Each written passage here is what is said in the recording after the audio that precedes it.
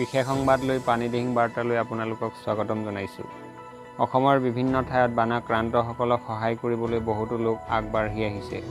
শিৱসাগৰ জিলা ডিমৌ ৰাজহ চক্ৰৰ অন্তৰ্গত বানপীড়িত দিহিং কলঘৰ লাচন গাঁও 150টা পৰিয়ালক আজি বামৰজাবাৰী উচ্চ মাধ্যমিক বিদ্যালয় পৰিয়ালে সাহায্য আগবঢ়ায়।